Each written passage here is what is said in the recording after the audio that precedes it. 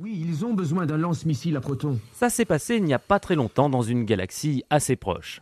C'est ici qu'a été doublé le jeu La Menace Fantôme. Nous devons entrer dans le palais et capturer le vice-roi.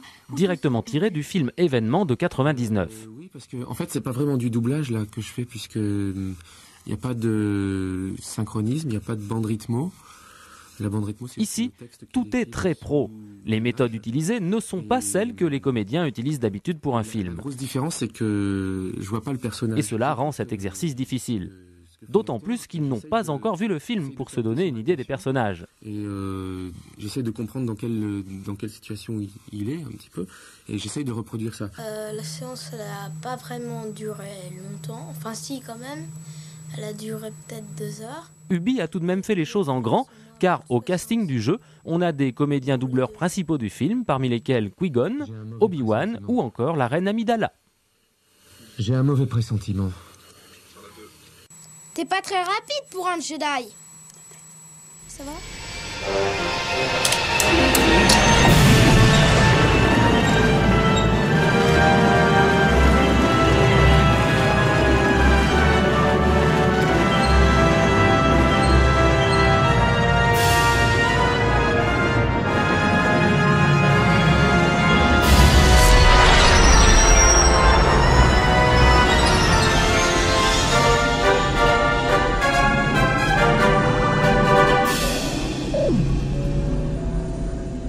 Bonjour à toutes, à tous et aux autres et bienvenue dans Faucon Millénial, l'émission qui est pas très rapide pour un podcast. Je suis Ximnut et aujourd'hui je serai votre pilote. Aujourd'hui je serai en compagnie de Matt. Salut.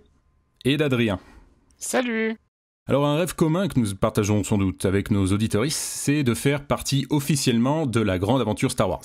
Évidemment vous pouvez toujours participer au casting ouvert dans le style de l'épisode 7, mais il y a tellement d'autres possibilités que vous ne soupçonnez pas. Et aujourd'hui, on a la grande chance de discuter avec un des artisans de la grande aventure galactique.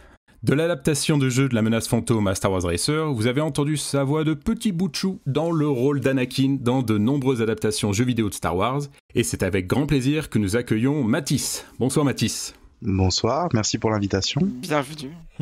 De rien, on est vraiment super content parce que là on s'apprête de parler d'un truc qui vraiment fait partie de l'enfance d'une bonne partie de l'équipe du podcast et sûrement des gens qui nous écoutent. Donc oui, c'est vraiment un truc qu'on voulait faire depuis très longtemps, notamment parce que la fois où personnellement j'ai entendu parler de ton travail, c'était il y a un sacré bout de temps, quand j'avais fait en live pour le podcast l'adaptation en jeu de La Menace Fantôme, et où tu étais venu, tu avais parlé de points spécifiques de la création de l'adaptation française du jeu. Oui, tout à fait, je me souviens. Puis on commençait à se dire, ah c'est marrant, il connaît quand même plein de trucs. Et puis justement, tu nous le dis directement, ah mais c'est parce qu'en fait, c'était moi qui faisais la voix d'Anakin. On avait trouvé ça quand même assez dingue. Oui, donc c'était un beau concours de circonstances. J'avais vu sur Twitter le Faucon Millénial poster justement une annonce comme quoi il y avait un live Twitch sur la suite de vos aventures sur ce merveilleux jeu vidéo. Et donc oui, je suis venu direct en me disant ah ça fait des centaines d'années que je l'ai pas vu tourner, c'est beaucoup de bons souvenirs.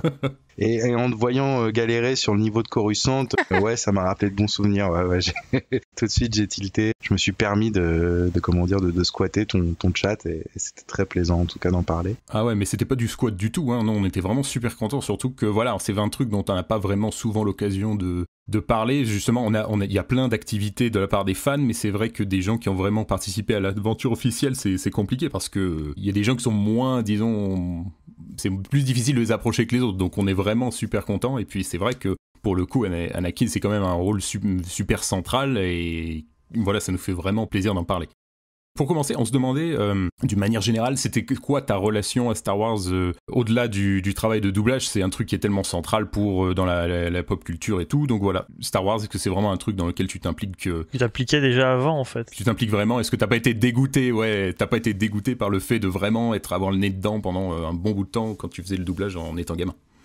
Alors non du tout. Moi, quand j'ai commencé le doublage pour Star Wars, parce que c'est Star Wars qui m'a fait commencer, j'étais déjà un archi-fan. Je pense que je passais ma vie à regarder l'Empire contre-attaque tout petit. Et mon père m'avait en fait refilé le virus très tôt. Vu que j'avais un grand frère qui n'était pas du tout passionné par la science-fiction, quand il a vu que moi ça m'intéressait, on se faisait des séances. Je me souviens les samedis après-midi à regarder les Star Wars, les Indiana Jones. et toutes sortes de films qu'on louait aux vidéos futures, pour les plus vieux. Ah. Et non, j'étais archi fan. J'avais les jouets Hasbro, Kenner auparavant aussi. J'avais tous les médias. Mon premier jeu vidéo, ça a été Dark Forces et ensuite Rebel Assault. Donc j'ai baigné dans cet univers. J'achetais les éditions Atlas où il y avait aussi du Star Wars, la carte de la galaxie. J'essayais de mémoriser tous les endroits. Je connaissais mieux ma géographie de l'univers que celle de l'école. J'avais la même carte avec les gros classeurs Atlas là, avec toutes les fiches. Voilà, Ouais, exactement. En fait, je pense qu'on a un peu le même parcours dans le podcast. Tu vois, c'est vraiment, ça a commencé un petit peu avec l'édition spéciale. Genre, tiens, qu'est-ce que c'est que ça? Ouais, exactement. On tombe dedans, on voit les rediffs à la télé des premiers films, et après c'est fini, on est parti, épisode 1. Ah ouais, c'est pour des gosses comme nous, de notre génération, ouais, on a été happés par cet univers, quoi. C'est ça concernait nos parents quand c'est sorti en 77, ils étaient jeunes, mais nous on s'est topé l'édition spéciale qui a été Ouais, on l'a eu au bon âge, on l'a eu vers 10 ans par là, 10 12 ans. Exactement, les albums Panini de l'époque de l'édition spéciale, je m'en souviens très bien aussi. Ils étaient super. Hein, les cartes dans les paquets de BN. Ouais. On avait du Star Wars à toutes les sauces, donc ouais, non, je suis tombé dedans très vite et j'en suis jamais vraiment ressorti. Après bon, les choses font qu'avec l'âge, en grandissant, forcément, au bout d'un moment, on a fait un peu le tour de l'univers et on va dire que ça a été un univers qui a eu aussi une petite période de calme pendant quelques années avant le rachat par Disney. Mm-hmm. C'était un peu morne, donc voilà. Et t'avais quel âge quand t'as commencé à travailler sur Star Wars? J'avais 11 ans. J'étais jeune, j'étais un petiot et c'était un rêve de fou. C'était un rêve pour moi et aussi j'avais mon père derrière qui me soutenait beaucoup. Donc on a partagé beaucoup de moments avec ça et il a été à fond derrière pour me déposer dans les studios de LucasArts Ubisoft et venir me rechercher après une journée de boulot. Donc voilà. Et comment ça s'est fait? Tu voulais aller vers le doublage déjà ou c'est il y a une annonce qui est passée pour du doublage pour Star Wars et t'es dit go? C'est pire, hein, j'ai un peu honte, mais bon, faut bien l'avouer. Bon, c'était un peu du réseautage ou du pistonnage, comme on peut dire. Après, j'en suis pas forcément sûr, mais la directrice artistique de chez LucasArts était une amie de la famille, donc un jour j'étais venu après un dîner chez eux avec mes parents, elle m'avait dit qu'elle travaillait dans le jeu vidéo et j'avais dit mais je peux venir à ton travail visiter et elle avait donc organisé une petite visite pour moi et mon père. On était donc à Ubisoft Montreuil et ce jour-là ils étaient en train de faire les doublages de X-Wing Alliance. Je sais pas si ça vous parle. Et donc un acteur qui devait faire la voix de Luke Skywalker, parce qu'il y a un Luke Skywalker dans 2-3 missions dans le jeu, si je me souviens bien, était en retard ce jour-là, et donc elle m'a juste dit prends place dans la bulle, là où on enregistre, et récite son texte, et fais comme si tu jouais avec tes jouets. Et je pense que n'importe quel gamin aurait pu être capable d'avoir le bon ton, parce que quand tu joues avec tes jouets, il y a un peu de l'acting, enfin en tout cas voilà, moi dans mes souvenirs. Et sans nous en parler, elle a gardé la piste audio et elle l'a diffusée lors des castings qui ont eu lieu, je crois, dans l'année qui a suivi.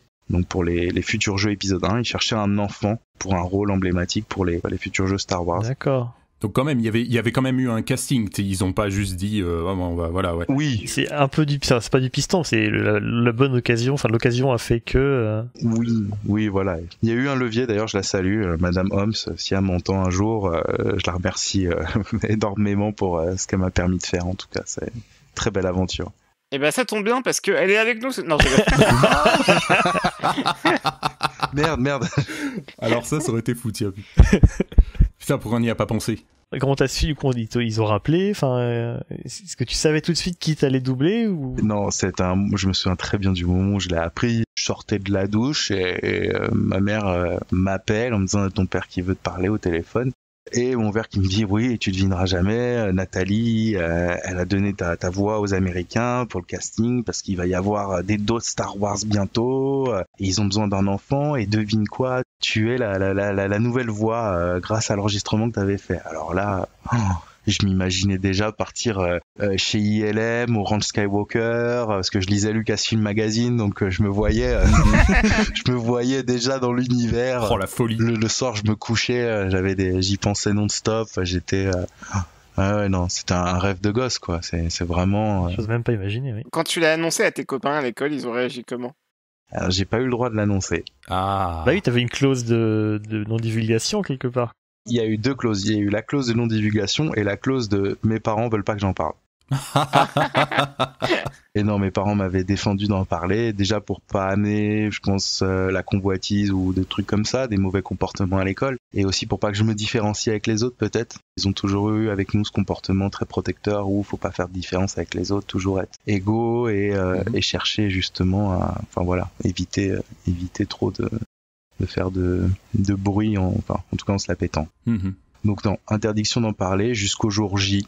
Ça tombe compliqué.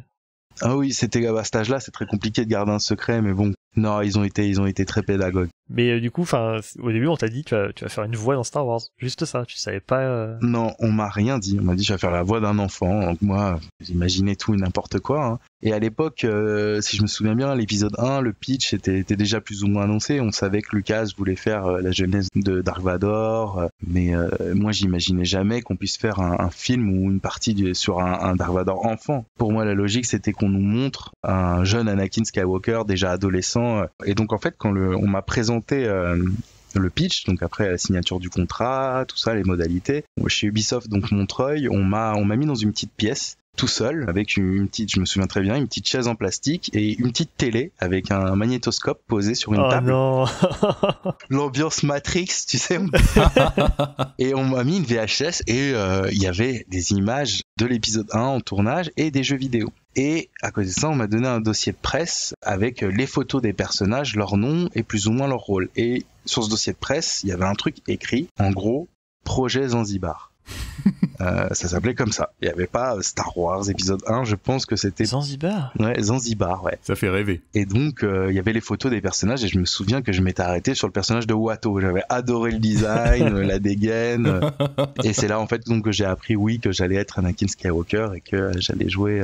j'allais interpréter, en tout cas, le... C'est à ce moment-là que t'as su. Voilà, exactement. Au départ, ils te disent que tu vas faire une voix, mais ils te disent pas quoi, ce qui est déjà quand même ouf. Et ensuite, après, ils te disent tu vas pas faire n'importe quelle voix. Ah ouais, non, le truc de dingue. Ouais. Le fait de savoir que t'allais doubler Anakin, tu l'as vécu comment, du coup? Ah bah, ça a été incroyable. C'était incroyable. Genre, j'en revenais pas. J'étais extrêmement content, heureux. C'était vraiment, aujourd'hui, me rappeler un peu des sentiments que j'ai ressentis, c'est un peu compliqué, mais je me souviens que j'en revenais pas et j'attendais qu'une chose, c'était d'en parler aux copains, quoi.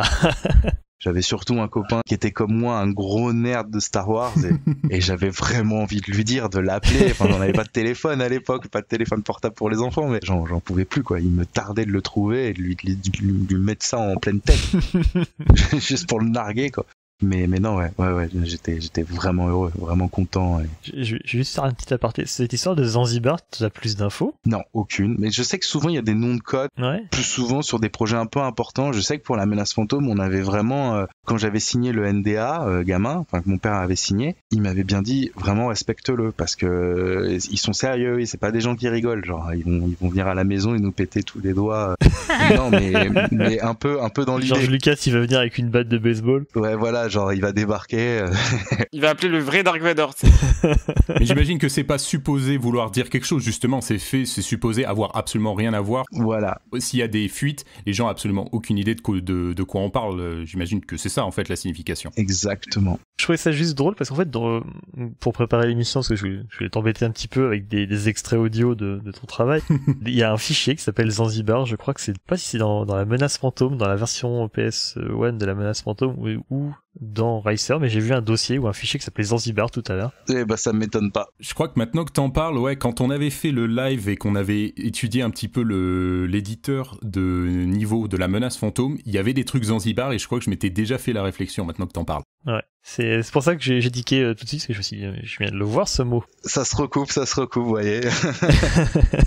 On écoutera peut-être des extraits un peu plus tard, mais en attendant, il y a un truc qu'on n'a pas forcément dit, mais c'est qu'à la base, à l'origine, Mathis, tu devais doubler Jake Lloyd dans le film de 99. Eh oui, c'était ce qui était prévu. Le contrat prévoyait ça justement ? Alors, c'était pas écrit noir sur blanc, c'était expliqué, répété pendant les prises pour les jeux vidéo, que les doubleurs du jeu vidéo allaient être repris dans les jeux pour créer une cohérence. Une cohérence, voilà, un ensemble dans les voix, parce que les jeux sortaient avant les films. Je sais pas si vous vous souvenez, les films sont sortis aux États-Unis, sauf en France, sont sortis en mai. Oui. Et donc en octobre pour la France, qu'on avait la loi là qui faisait qu'il y avait 6 mois de décalage. Mais les jeux vidéo, eux, sont sortis en mars, je crois. Oui, effectivement. Et des gens qui sont justement allés voir le film en ayant déjà poncé tout et ils connaissaient déjà l'histoire. Voilà, plus ou moins. Et donc nous, on a enregistré les jeux, vous imaginez, 1 an avant cette sortie. Et ce qui s'est passé, c'est que donc oui, on nous disait oui, vous allez faire les voix des films, vous allez voir, c'est un tout autre exercice, c'est beaucoup plus complexe, compliqué. Puis voilà. Et ce qui s'est passé, après, bon, je tiens à mettre un petit veto sur cette petite histoire. J'ai un papa qui était très protecteur et donc qui des fois ne voulait pas trop me secouer, m'a dit non, tu ne seras pas sélectionné pour les films. Parce que Alain Chabat, qui a interprété un des personnages dans les jeux vidéo, à savoir le commentateur de la course, la course de Podresseur, a crisé sur son cachet. Et résultat, les voix des jeux vidéo n'iront pas dans le film. La société de prod, elle a dit non, Agnette, on veut pas de ces gens-là. Donc voilà, ce que m'a raconté mon père. Après, de là à penser que moi j'étais trop mauvais pour faire la voix dans un film, ça m'étonnerait pas non plus. Il y a pu avoir eu un recast ou un truc comme ça, de dernière minute même. Ouais. Oui, c'est possible. C'est possible qu'il y ait eu un recast, qu'il se soit dit ok, on veut pas d'un... T'avais fait un peu des essais, on va dire, en plus du travail pour les jeux, pour le film ou... Alors, avant ce projet du film, j'avais fait des petites voix dans un dessin animé, donc déjà j'avais été confronté un peu au doublage avec une comment dire, où on doit se référer un peu aux lèvres des personnes. La synchronisation labiale. La synchronisation labiale, exactement. Et surtout l'image est passée en temps réel et on a le texte qui passe derrière une barre qui nous dit ok, à ce moment-là tu dois dire là, prendre ton souffle. La bande rythmo, je crois, c'est ça, non? Voilà, exactement. Et tandis qu'en jeu vidéo on est beaucoup plus libre, on a juste une feuille en papier avec le texte, un micro, un casque, basta. Et on a de l'autre côté de la bulle la directrice artistique, l'ingé son et le directeur de localisation France qui eux sont derrière pour les textes, aider dans les tons et voilà, mais c'est tout. Et donc non, j'avais eu une petite expérience avec la vidéo, mais ça avait été très très léger quoi. Donc ça c'était sur autre chose, sur un dessin animé en dehors de Star Wars. Un dessin animé hors de Star Wars, un dessin animé pour enfants qui passait sur Canal J à l'époque. Donc ce que tu veux dire finalement, c'est que quand ils t'ont confirmé officiellement que tu serais pas la voix d'Anakin dans les films, finalement tu t'y attendais déjà, c'était pas non plus un choc complet. Oui, j'étais triste parce que j'y comptais, mais c'était pas un choc non plus. Ok. Donc voilà, il y avait pas de déception. Ouais. Non, bah j'imagine, ouais. C'est ça que t'as maudit Alain Chabat pendant des années. Ouais, c'est la faute d'Alain Chabat. Mais non, parce qu'en fait, en plus, j'ai eu la chance de le rencontrer pour la sortie de l'épisode 1 en France. Il y avait eu une sorte de conférence de presse avec Lucas et Rick McCullen. Et Alain Chabat était invité comme traducteur. Et c'était à la Fnac des Ternes, dans une pièce. Bon, il y avait les services com de différents magazines. Et moi, j'étais là, et Chabat était là, et avait été une vraie crème. Et en plus, j'adorais la Cité de la Peur, gosse, donc je pouvais pas lui en vouloir. C'était pas possible. Alors. C'est dur d'en vouloir à Chabat. Voilà, Chabat, c'est une icône. Donc non, pas de haine. Donc ouais, tu peux parler un peu de ça, la possibilité de participer à des événements. Donc il y avait cette conférence de presse. Est-ce qu'il y avait d'autres choses auxquelles tu as pu participer? Oui, alors si je me souviens, donc il y avait cette conférence de presse où donc j'avais rencontré Papa Lucas justement, qui avait été aussi très gentil. T'as des souvenirs de ça, oui? Oui, j'ai d'excellents souvenirs. J'ai toujours son autographe derrière l'invitation. Classe. Est-ce qu'il était en jean avec une chemise à carreaux? C'est très important. Exactement. Alors moi j'y étais avec mon père et je sais que mon père s'était un peu aussi arrêté de respirer parce qu'il avait rencontré aussi George Lucas, ça lui avait fait vraiment beaucoup de bien. Eh ben ça tombe bien parce qu'on a aussi George Lucas avec nous. Cette émission est beaucoup trop mal préparée, il y avait trop d'opportunités en fait, ouais. Mais bon, vas-y, continue. Ouais, exactement, là, vous avez chié les gars, quoi, c'est pas possible. Et en plus, en fait, ils avaient été super sympas parce que je crois que le directeur marketing de chez Ubisoft, qui était un garçon génial qui s'appelait Emmanuel, je me souviens, avait tout fait pour qu'en fait je monte sur scène et qu'il me présente à George Lucas, genre parce que c'était mon rêve de gosse. Ah. Et il y avait aussi le mec, le patron de Lucasfilm Magazine, dont j'ai oublié le nom, qui était aussi une vraie crème. Et ils avaient poussé en fait pour que je monte sur scène, et donc ils m'avaient fait monter sur scène et ils m'avaient présenté à Lucas. Et bon, à l'époque j'étais une petite tête blonde avec une coupe au bol, donc il avait fait une vanne comme quoi je ressemblais à Jack Lloyd. Excusez-moi, à ce moment-là j'avais complètement réussi ma vie pour les 30 années à suivre, donc j'ai plus rien fait après. J'allais pas changer de coiffure, c'est bon, c'était définitif. Non, pas de coiffure. J'ai essayé de pas grandir, ce genre de truc un peu compliqué, mais non. Donc voilà. En autre événement, il y a eu la première de l'épisode 1 où j'ai été invité. Trop classe. C'est super parce qu'on arrivait, ils nous ont donné 2 sacs en plastique et dedans il y avait 3 jouets Hasbro épisode 1. Wow. Donc quand t'as 12 ans, on t'offre d'un coup 6 jouets alors que ton père il t'en offre un tous les ans. C'est pas grave si le film est pas très bon, c'est pas grave. La journée est gagnée.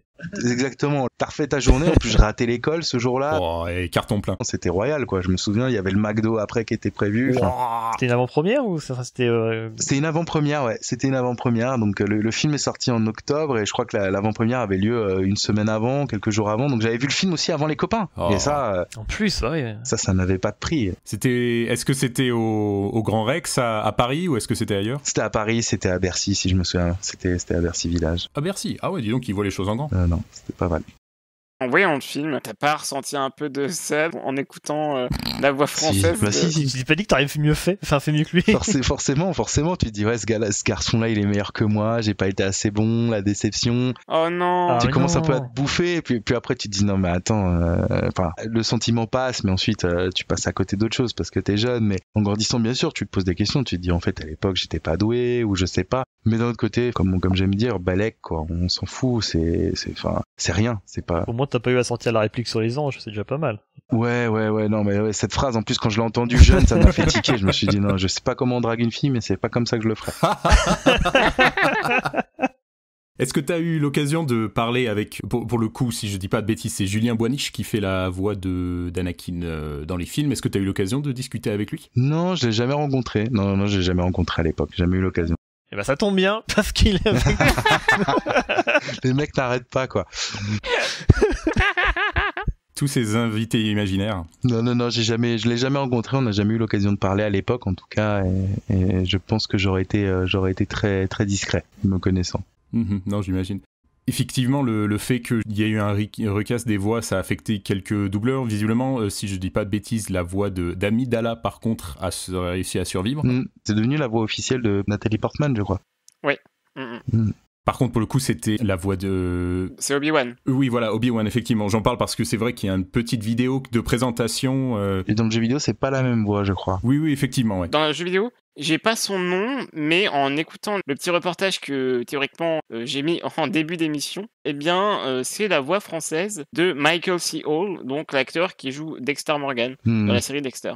Et est-ce que tu as eu l'occasion de garder contact justement avec des gens du doublage du jeu, voilà, parce que voilà, vous avez dû passer un peu de temps ensemble. Enfin après t'étais petit. Non, j'ai pas. Moi, vu que j'étais enfant à l'époque, j'avais pas les mêmes heures de travail que eux. J'avais l'école aussi. C'est un détail. C'est très compliqué de faire travailler un enfant, et ce qui est normal. Et donc j'avais pas les mêmes horaires qu'eux. J'ai raté l'école quelques jours. Et en plus, on était dans un petit studio Ubisoft à l'époque à Montreuil, donnait à LucasArts vraiment un petit espace. Les gens que j'ai rencontrés ont été celui qui faisait surtout la voix de tous les robots dans La Menace Fantôme. Donc les robots qui étaient, par exemple, le robot Barman, ce genre de trucs. Les droïdes de combat aussi? Je crois aussi, ouais, il faisait toutes les voix. Il était incroyable ce mec. Il avait il arrivait à changer de voix, puis à côté l'ingé son modifiait. Enfin, c'était fait en live, c'était excellent. Ah ouais. Et je me souviens aussi j'ai peur d'écorcher son nom, mais Jean-Philippe Donda, je crois. Jean-Claude Donda, non? Comment? Jean-Claude Donda, voilà, Jean-Claude Donda. Pardon. Oui, grosse pointure du doublage, oui. Un monstre du doublage qui avait été un amour, un mec très drôle, donc c'était la voix de Pumba, moi, dans mon enfance, et là, c'est la voix de Watto dans Star Wars. C'était ouf aussi, j'imagine. Et lui était incroyable, et non, la seule personne avec qui j'ai gardé contact, donc c'est Jean-Claude Donda qui fait la voix de Watto. Alors, il fait Jar Jar Binks. Oui, ça, je suis sûr. Il fait Watto aussi. Il fait Watto. Mais il fait Watto aussi. Oui, c'est lui Watto. Dans les jeux peut-être, pas dans les films. C'est possible que dans le film la voix soit différente, mais moi dans mes souvenirs il faisait Watto aussi dans les jeux. Mais après possible que je me trompe. La seule personne avec qui j'ai gardé contact c'est Madame Holmes, la directrice artistique. On continue toujours à se voir, à s'écrire après toutes ces années. C'est une personne exceptionnelle et donc non, c'est toujours agréable d'échanger avec elle sur cette époque. Ah, c'est super. Du coup, t'étais globalement tout seul pour les doublages, à part avec ces deux acteurs? Tu travaillais seul avec les... J'étais le seul acteur présent la plupart du temps dans la bulle, avec donc Madame Holmes à la direction en face, qui me donnait des conseils en acting, le ton à prendre, souvent à me passer la version anglaise de Jack Lloyd, où je me calais en fait un peu sur son état d'esprit, sa façon de jouer la phrase. Et à côté de ça, le directeur de la localisation qui s'appelait Monsieur Porret, qui était aussi une personne formidable et très gentille, qui lui était là pour s'assurer que les phrases il les avait bien traduites, que à l'oral c'était nickel. Et l'ingé son aussi qui était là et qui lui mixait tout et enregistrait tout. Voilà, on était en moyenne 4 dans la salle. Ça pouvait arriver que mon père reste pour voilà, mais sinon il me laissait souvent avec eux, quoi. Et donc, au total, t'as doublé combien de jeux? Alors, j'ai essayé de faire le compte, mais je suis sûr que j'en oublie. Donc, j'ai fait La Menace Fantôme et Racer en même temps. Ensuite, ça a été Jedi Power Battle. Donc, tous les jeux après Menace Fantôme et Racer, c'était vraiment des petites voix, hein. Pas beaucoup de lignes, hein. Anakin n'était pas au centre de ces jeux-là. Donc il y avait Jedi Power Battle, Galactic Battleground, le Age of Empire version Star Wars, où c'est peut-être la seule fois où on m'a dit ok, faut que tu dises oui chef, oui chef, oui chef tout le temps, parce que c'est vraiment le principe de ces jeux-là.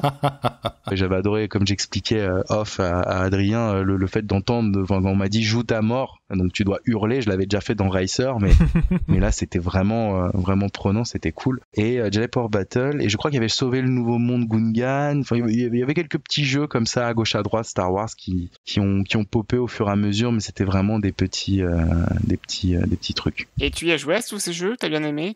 Alors oui, parce qu'on m'offrait ces jeux gratuitement. Donc chaque fois qu'ils sortaient, Ubisoft, donc le Monsieur Porret, le directeur de la localisation, d'ailleurs gros big up à lui. J'aurai une petite anecdote sur lui à raconter plus tard. Yes. Qui m'envoyait gracieusement tous ces jeux gratuitement dès qu'ils étaient sortis. Et donc j'avais l'occasion de les installer à chaque fois et d'y jouer. Et donc ouais, je les éclatais, quoi. J'y passais du temps. Donc il y avait quelqu'un qui était en charge de faire en sorte que ça passe bien en français par rapport au texte de base en anglais? Exactement. Est-ce que genre il te posait des questions, genre il te demandait est-ce que tu trouves que ça passe bien? Est-ce que tu avais une toute petite influence sur la manière dont ça devait être fait? Non, aucune. Je pense que j'étais trop jeune pour ça. Et peut-être aussi un peu teubé pour mon âge. Donc... Mais non.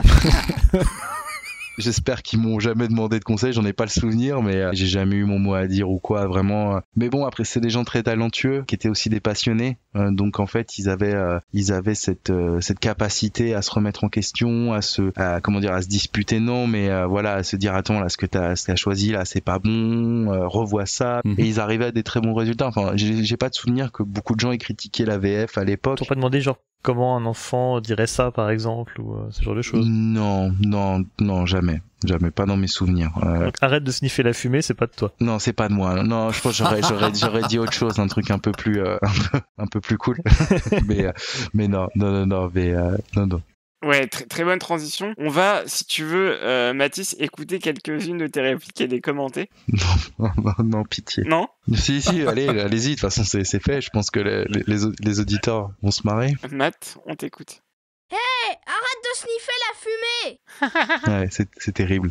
Cette voix. Elle est incroyable, et t'étais vraiment à fond dedans. Hein. Oh, arrête de nous polluer avec ton épave! Ouais, non, c'est mauvais, c'est mauvais quand on l'entend aujourd'hui, là, moi j'ai... Beaucoup d'injonctions, hein, non.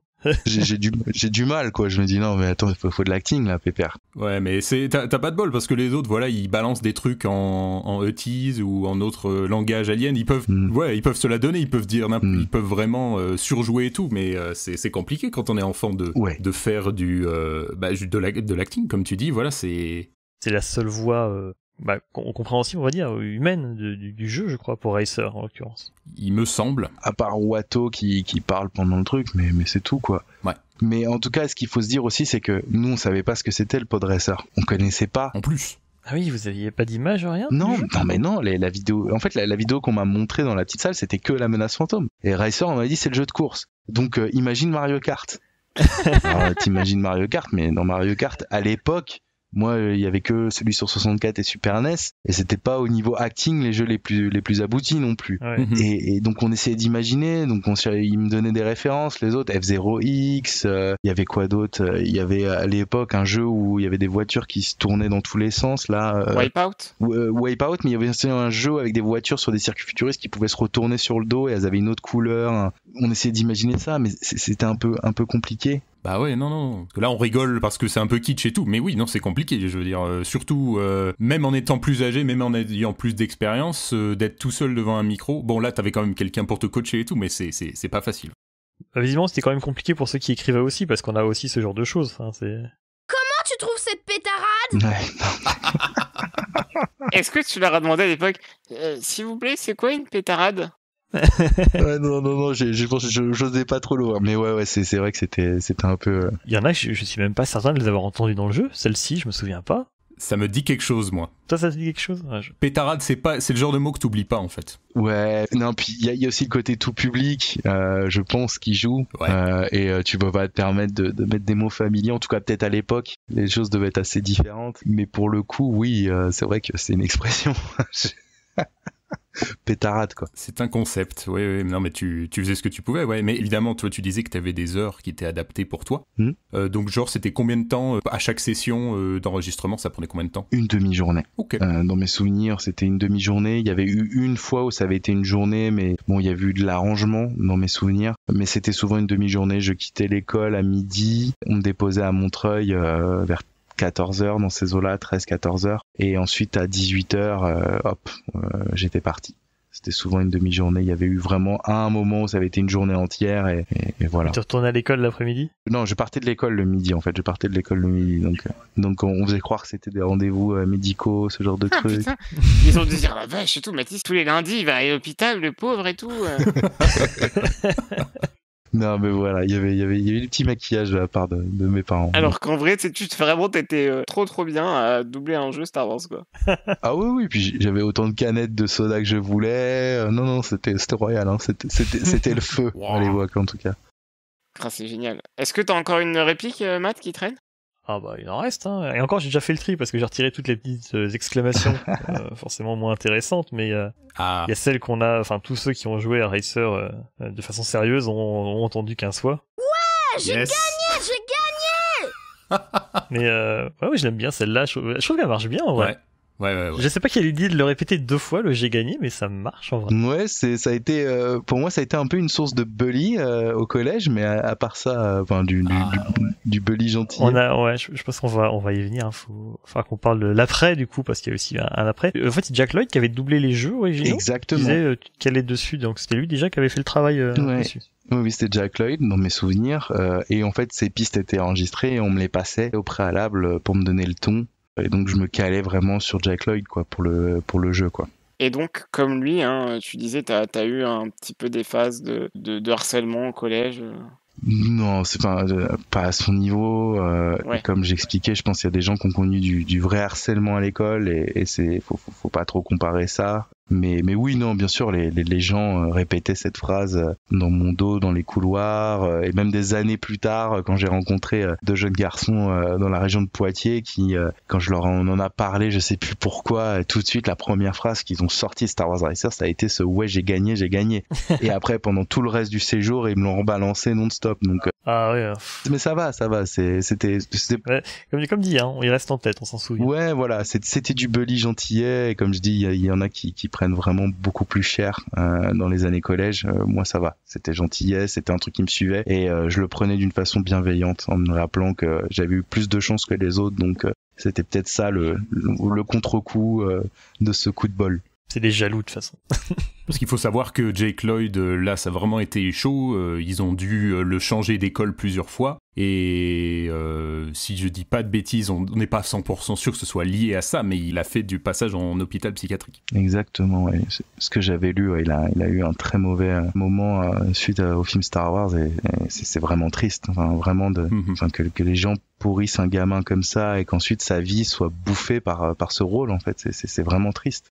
Ouais, parce que en plus, dans le cas de Jake Lloyd, j'imagine que toi, c'était tes petits camarades, on sait très bien que les enfants sont sans pitié à cet âge-là, mais lui, en plus, c'était les adultes, les fans de Star Wars qui disaient « t'as pourri le personnage » et tout, donc c'était vraiment, vraiment compliqué. Toi, c'était de la moquerie surtout. Enfin, ça s'est fait comment? Tu l'as annoncé à tes camarades quand t'as pu, et après ça s'est diffusé. Et il y a eu les moqueries par après. Non, en fait, je l'ai annoncé à mes camarades, donc quand c'était, ça pouvait être officiel. Et bon, bah bref, ça a parlé.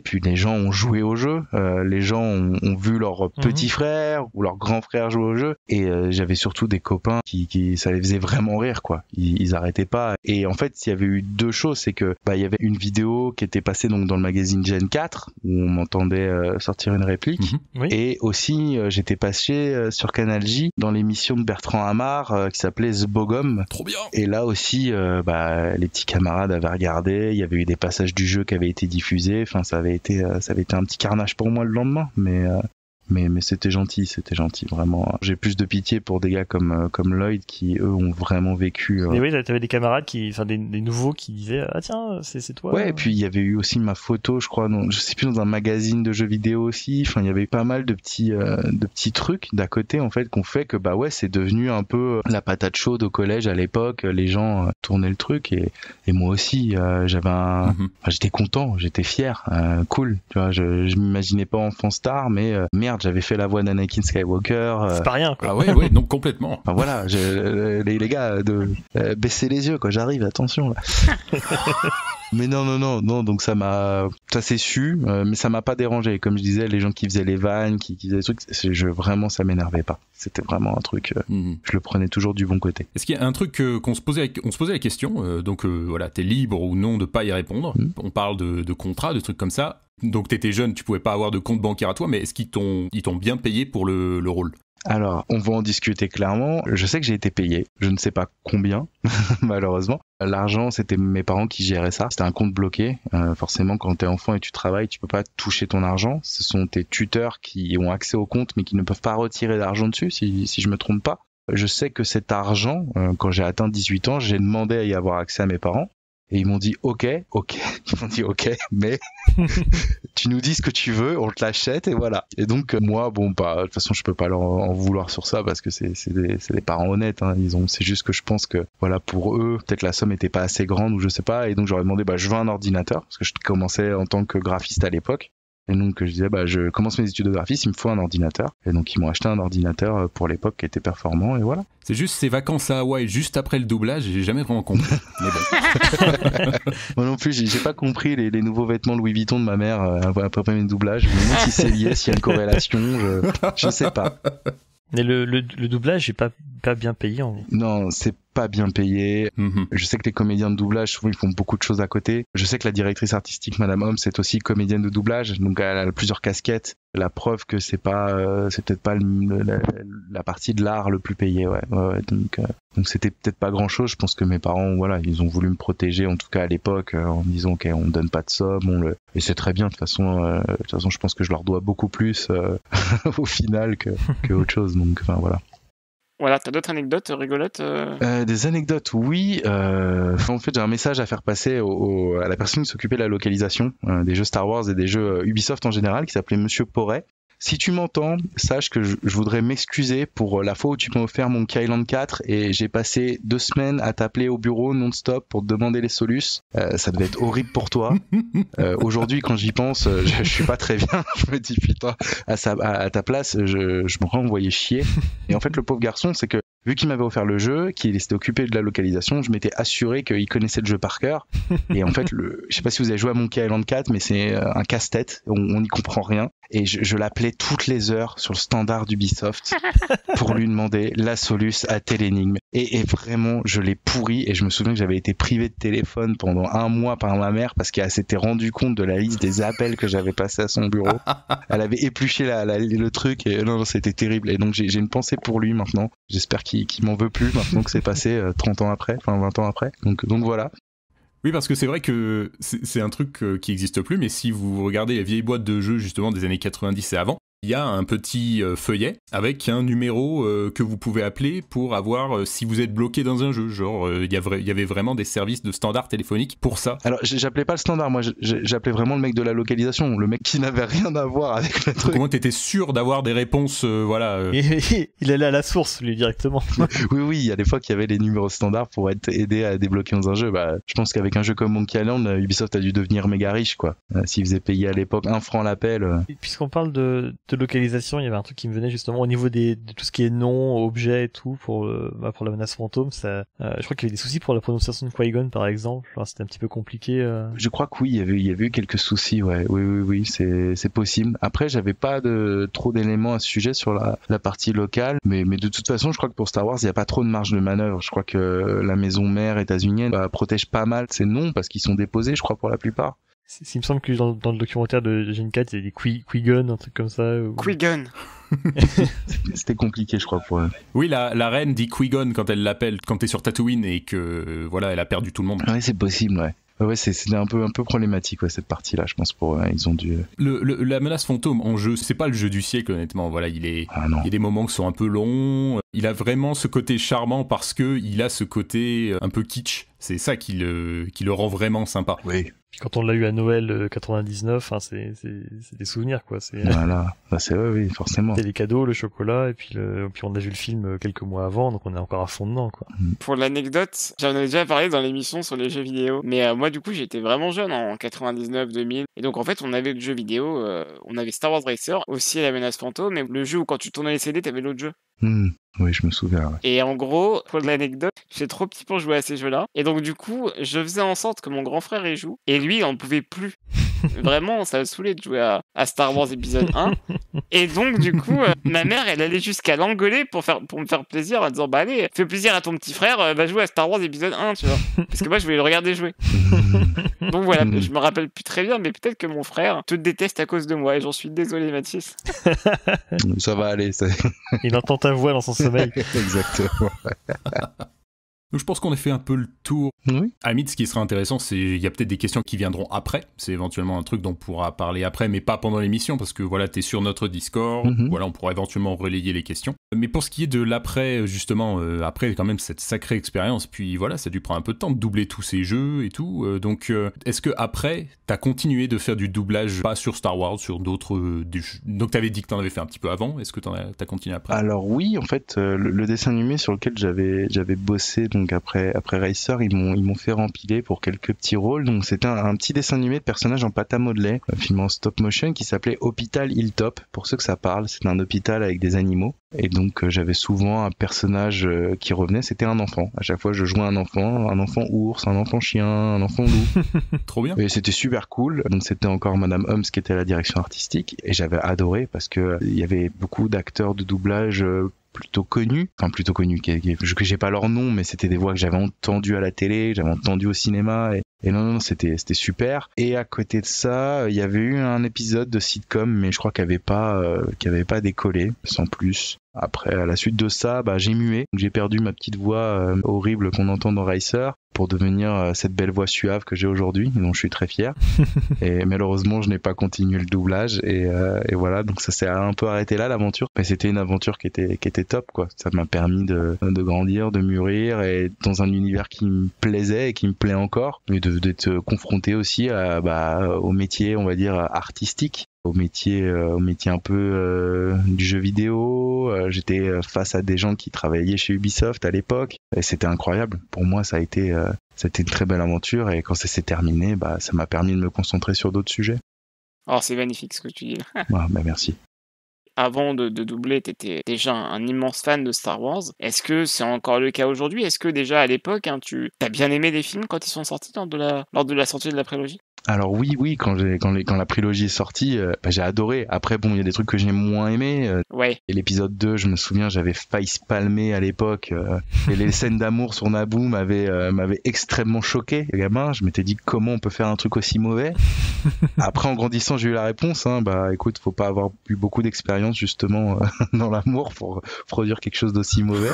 Mais voilà, non, oui, la prélogie, j'adorais parce que c'était Star Wars à l'époque. En plus, on avait à cette époque-là aussi, il y avait eu un gros boom au niveau des jeux. Il y avait eu la sortie de Jedi Knight 2, Jedi Academy, Star Wars Galaxies. Les Rogue Leaders aussi. Les Rogue Leaders, Rogue Squadron. Moi, j'ai passé 5 ans merveilleux sur Star Wars Galaxies, et j'ai une pensée pour tous les joueurs que j'ai rencontrés sur ce MMO, qui était vraiment le début du MMO, à mes yeux en tout cas. Des gens exceptionnels qui m'ont fait mûrir, grandir, avec qui j'ai passé vraiment des super moments. On s'est rencontrés en vrai sur Paris, il y avait des IRL à l'époque. Vous savez, c'était l'époque des MMO où c'était pas des theme parks à la World of Warcraft, c'était des MMO où il y avait des métiers, il y avait une vraie communauté. Non, c'est vrai qu'on a souvent entendu que Galaxies avait vraiment un truc spécial par rapport à ça. Ouais. Franchement, si un jour vous avez 2 heures, 3 heures, je peux vous raconter 1001 aventures qui ont eu lieu, et donc pour moi, en fait, je suis resté fan en grandissant, et ouais, Galaxies m'a chopé pendant 5 ans, et moi, mon MMO, c'est pas WoW comme tous les copains au lycée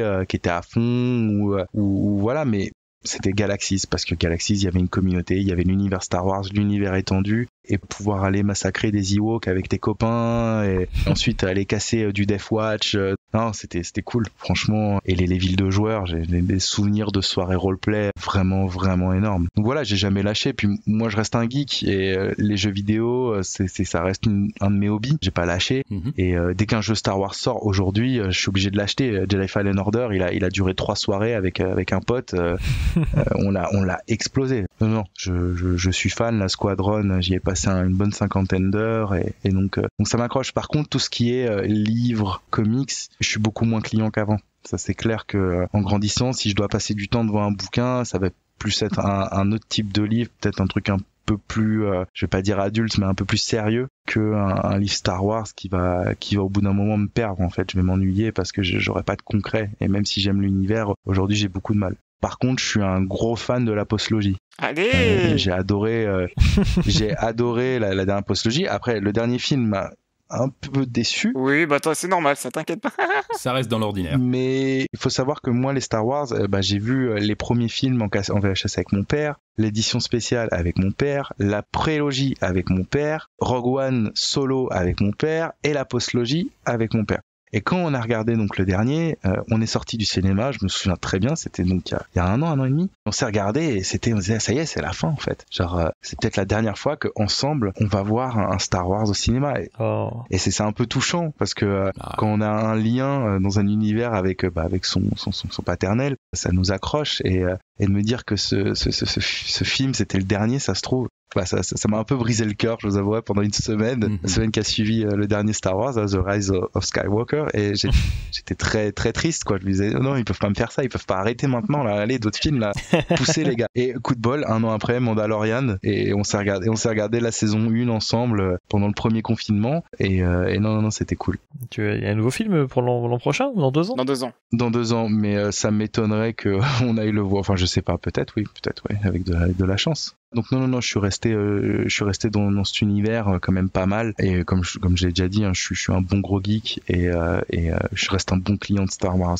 T'en es pas sorti dégoûté. Ouais. Mais oui, je vais pas me sentir fâché s'il touche à mon histoire, à un personnage, justement. Moi, je préfère de la nouveauté, qu'on ajoute du contenu plutôt que rester sur des idées. On en parlait avec Matt, mais l'univers étendu de l'époque des livres, Fleuve Noir, faut pas le cacher, mais c'était pas de la super qualité, quoi. On était quand même sur des bons gros nanars par moment. Il y avait un peu de tout, ouais. Ouais, un peu de tout, quoi. J'en ai bouffé une 50aine des bouquins, mais aujourd'hui, avec le recul, je me disais, il y avait pas mal de merde quand même. Hein.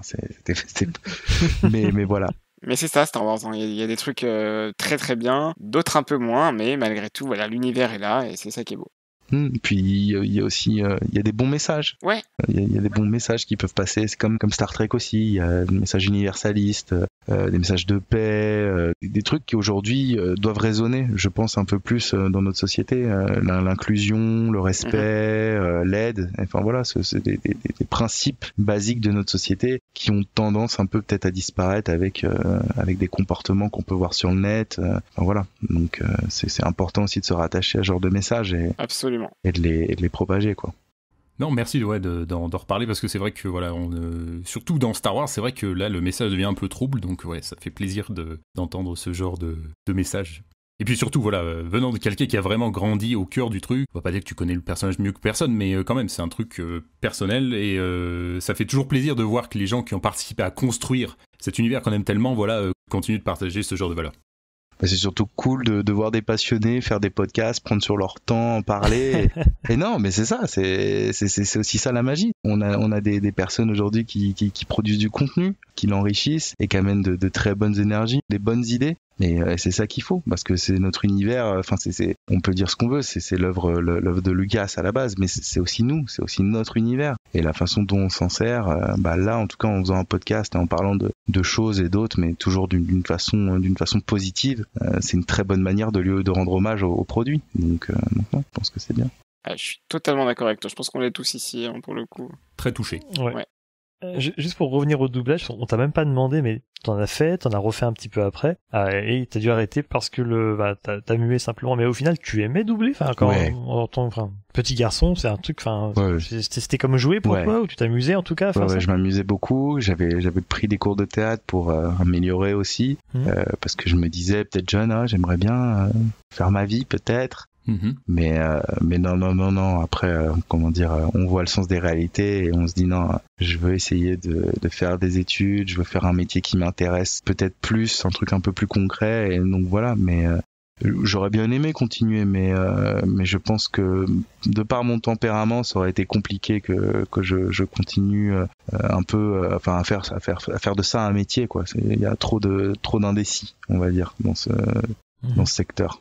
Donc même si tu t'es dirigé vers quelque chose complètement différent, il y a tout de même des moyens pour les gens d'utiliser leur voix sur internet. Alors évidemment il y a le podcast, mais peut-être un truc plus lié à ce que tu faisais à l'époque. Est-ce que tu suis des trucs faits par des fans, genre de la fiction audio ou éventuellement des fan-dubs? Non, jamais. Non, ça c'est un truc qui m'est complètement inconnu.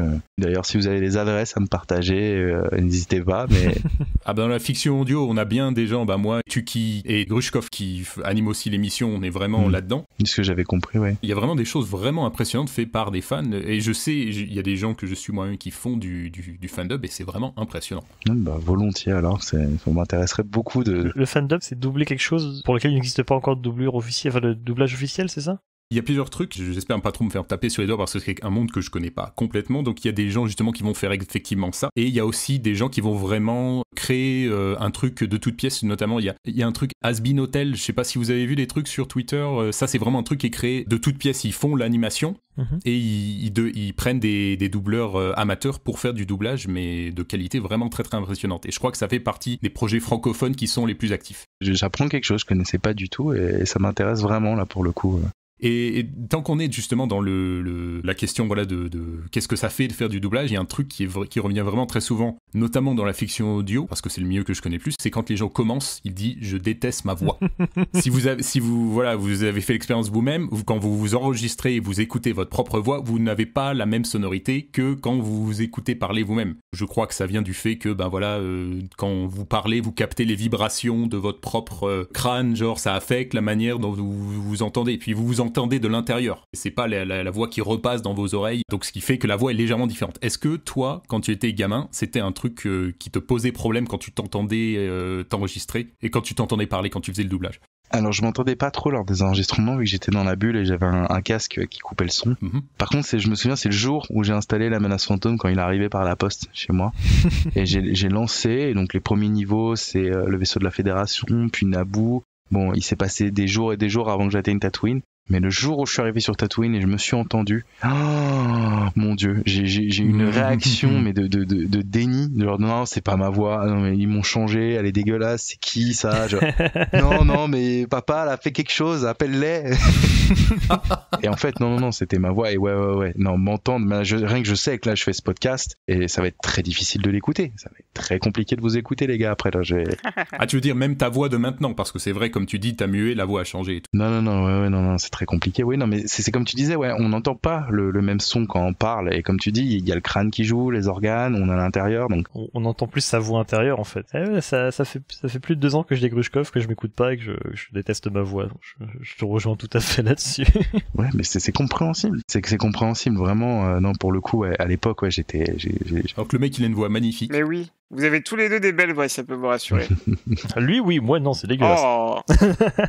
Non, mais de toute façon, j'ai jamais rencontré quelqu'un qui disait « Ah ouais, non, ça passe ». Oui, c'est vrai. C'est un truc universel. Mais même pour les acteurs, beaucoup d'acteurs ne peuvent pas se regarder dans des films. Beaucoup de chanteurs aussi ne s'écoutent pas. Adam Driver, je crois, il peut pas se voir. Oui, mais voilà, je les comprends, c'est compliqué. Je crois que c'était même barré d'une émission où ils avaient passé des trucs alors qu'il avait dit non, j'ai pas envie. Ouais, alors que quand tu t'appelles Adam Driver, quand même, enfin, franchement, excuse-moi, mais niveau beau gosse, t'es dans le top, quoi. Ouais. On est tous un peu, je pense, confrontés à nous-mêmes, et ça fait toujours un peu peur, quoi. On se donne toujours une image très différente de la réalité, enfin, au fond de nous, et ça doit jouer, ouais. Pour moi, ça a été un choc ma première écoute, ouais. Juste avant qu'on fasse le mot de conclusion, un truc que t'es pas absolument pas obligé de faire, il y a aucun souci. D'accord. Est-ce que, malgré que t'aies la voix qui a changé et tout, est-ce que tu peux nous faire une de tes répliques toi-même? Ah, il a osé. Si t'as pas envie, il y a aucun souci. Franchement, t'oses, ouais. Oui, si tu veux, mais alors une phrase très simple et pas la pétarade, s'il te plaît, parce que c'est quand même la moins inspirée. Donc un petit big up à mes anciens collègues des Gobelins qui me l'a répété souvent. T'es pas très rapide pour un Jedi. Putain, ça revient. Il y a quelque chose qui est resté, hein.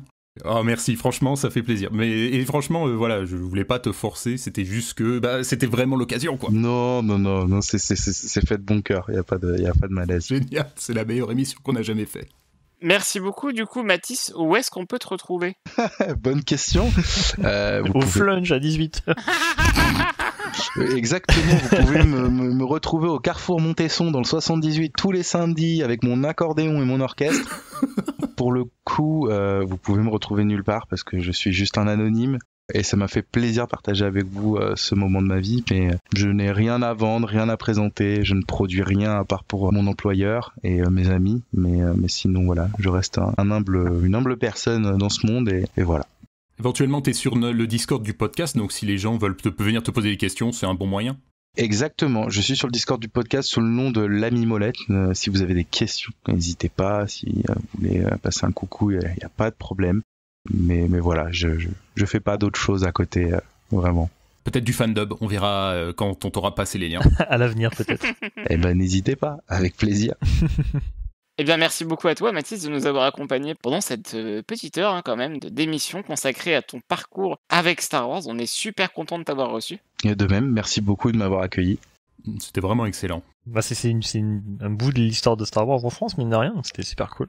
Comme a dit Xenu tout à l'heure, c'est fait vraiment plaisir de voir quelqu'un d'aussi sincère, d'aussi touché et avec d'aussi belles valeurs, voilà, qui a travaillé dans notre univers préféré. Donc voilà, c'est vraiment super cool. Exactement. C'était parfait, j'ai passé une très bonne heure à vos côtés et c'était sympa de se rappeler cette époque en tout cas. Et je vous souhaite une bonne réussite dans votre podcast qui est top et dont je trouve juste parfait par votre bonne humeur et votre gentillesse à chaque fois et merci à vous en tout cas.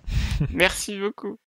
On se retrouve très bientôt pour une autre émission. D'ici là, n'hésitez pas à sniffer la fumée et que la force soit avec vous. Allez, ciao. Bye. Au revoir. Bye.